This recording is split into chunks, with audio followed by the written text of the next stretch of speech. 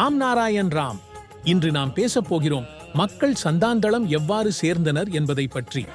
ஏன் அனைவரும் பாலக பிரம்மச்சாரியை விரும்புகிறார்கள் என்பதை பற்றி. இன்று ஒரு குறிப்பிட்ட மனிதரின் கதையை நீங்கள் கேட்கப் போகிறீர்கள்.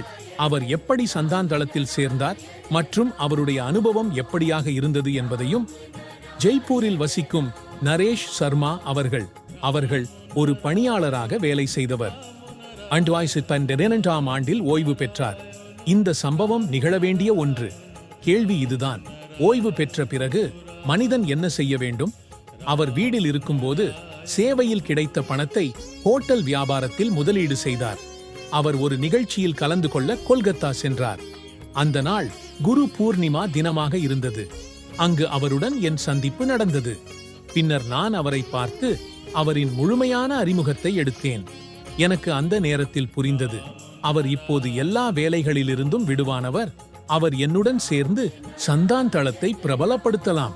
நான் அவரிடம் குரு தத்துவம் பற்றி சில விஷயங்களை விளக்கினேன்.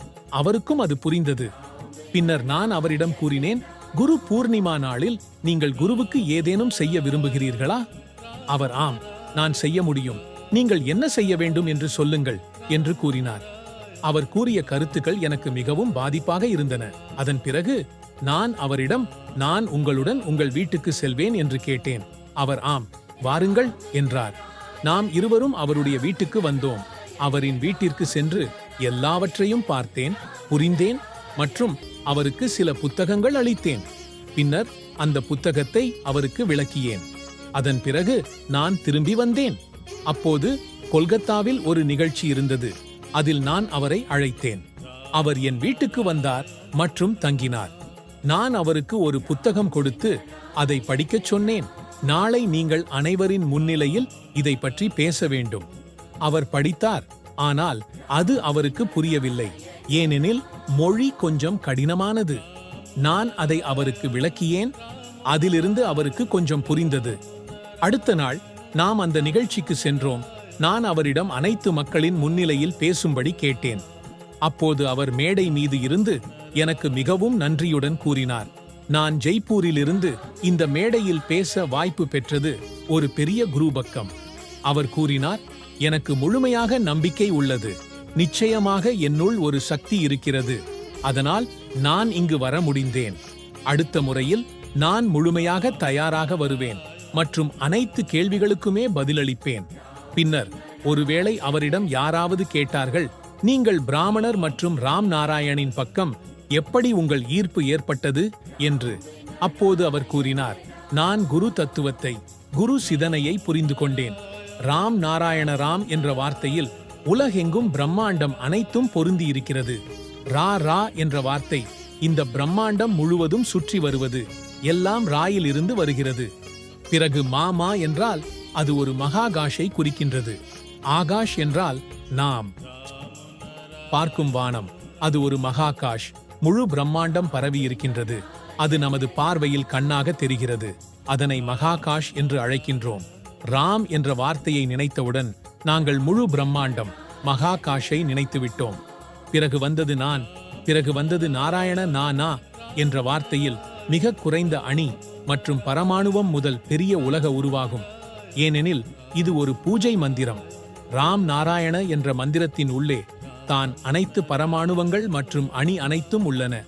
ய என்ற வார்த்தையில் அக்கடையில் 5 தத்துவங்கள், ஆகாஷ், பூமி, காற்று, தாபம், நீர், இவை அனைத்தும் சேர்ந்து மனித உடலை உருவாக்குகின்றன. அவைகளின் எல்லாம் பூஜையும் செய்யப்படுகிறது. நாமும் அந்த பூஜையை செய்கிறோம். அனைத்து நர்ரா மற்றும் பிரபஞ்சத்தில் மற்ற தத்துவங்கள் உள்ளன, மற்ற பிரபஞ்சங்களும் உள்ளன. இதை அறிவியல் இன்று வரை ஆராய்ந்து கொண்டே இருக்கிறது. எல்லாவற்றையும் படைத்துள்ள பிரபஞ்சத்தில் ஒன்றும் மிச்சமில்லை. ராம் ராம் நாராயண ராமின் மூலம் நம் பூஜையை சுலுக்கிலிருந்து ஆட்டம் வரை, குண்டலினி சக்தி மூலம் உலகப் பரந்த பிரபஞ்சம் வரை நாம் ஆவாகனம் செய்கிறோம். மற்ற எதுவும் பாக்கியமில்லை. ராம் இதிலும் உள்ளது, கிருஷ்ணரும் இதிலும் உள்ளனர். பிரம்மா, விஷ்ணு, மகேஸ்வரர் எல்லோரும் இதில் அடங்கியுள்ளனர். நாம் ஏன் வேறு வேறு தெய்வங்களை வழிபட வேண்டும்? ராம் நாராயண ராமின் வழியாக 33 கோடி சக்தி நம்முள் வருகிறது. மீண்டும் மீண்டும் ஏன் தெய்வங்களை ஆவாகனம் செய்ய வேண்டும்? நாங்கள் அனைவரும் பிரபஞ்சத்தைவே ஆவாகனம் செய்கிறோம். அந்த ஆகாசத்தை ஆவாகனம் செய்கிறோம். அதிலிருந்து எல்லாம் தோன்றியது. இன்றும் எல்லாம் பிரபஞ்சத்தில் உறைந்தே இருக்கின்றது. இதனால் அவர்களுக்கு பெரிதும் மன நிம்மதி கிடைத்தது. அவர்களால் புரிந்து கொள்ளப்பட்டது, ராம் நாராயண ராம் என்பது பாலக பிரம்மச்சாரி ஜியின் விதை மந்திரமாகும். இது பிரபஞ்சத்தில் விட்டுவிடப்பட்டது. அதை கேட்க வேண்டியதில்லை, அதை ஜபம் செய்ய வேண்டும். இதன் மூலம் இன்றைக்கு ஆயிரக்கணக்கான மக்கள் நம்முடன் இணைந்துள்ளனர்.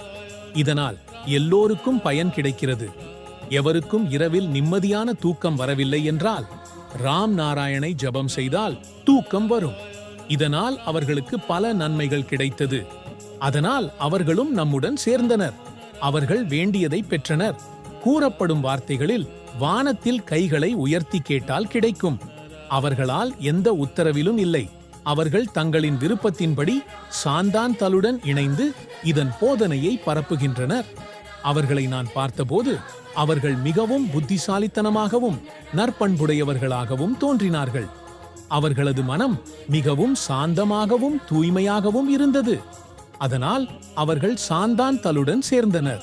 நாம் பூமிக்காக ஆற்றும் சேவையைப் போலவே அவர்களும் செய்வார்கள். அதனால் அவர்கள் எப்போதும் நம்முடன் இருந்து விடுவார்கள்.